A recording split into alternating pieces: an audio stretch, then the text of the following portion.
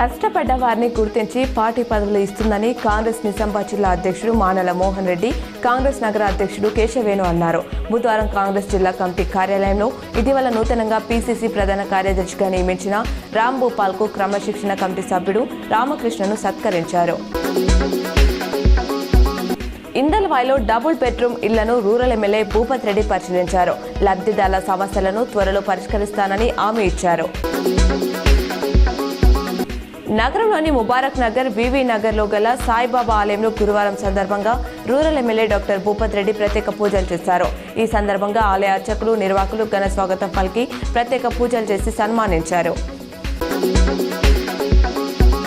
ఈ నెల 29న కేంద్ర హోంశాఖ నిజామాబాద్ పర్యటన సందర్భంగా నగరంలోని పాలిటెక్నిక్ కళాశాల మైదానంలో ఏర్పాట్లను బుధవారం సాయంత్రం ఎంపీ అరవింద్, ఎమ్మెల్యే ధనపాల్ అధికారులు పరిశీలించారు. బాల్కొండ మండల కేంద్రంలోని ఆదర్శ పాఠశాలలో బుధవారం డ్రగ్స్ నియంత్రణ సదస్సు నిర్వహించారు.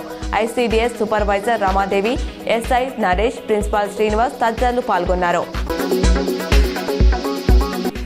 ఆరుమూర్ పట్టణంలోని పలు ప్రైవేట్ పాఠశాలల్లో విద్యా సంస్థలలో పోలీస్ శాఖ ఆధ్వర్యంలో ఏసీపీ వెంకటేశ్వర్ రెడ్డి డ్రగ్స్ నివారణపై విద్యార్థులకు అవగాహన సదస్సు నిర్వహించారు. అనంతరం ఆయన మాట్లాడుతూ ప్రతి విద్యార్థి చిన్ననాటి నుంచి మంచి లక్ష్యాల వైపు నడిస్తే ఉన్నత శిఖరాలకు ఎదుగుతారని సూచించారు.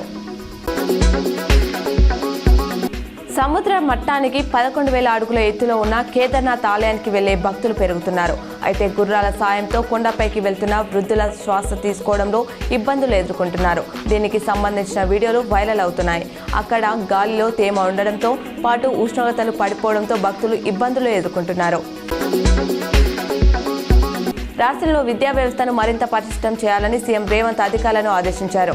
జిల్లాలోని ఐఏఎస్ అధికారులు వారానికి 2 పాఠశాలలను సందర్శించాలని విద్యాశాఖ సమీక్షలో సూచించారు. ఈ ఏడాది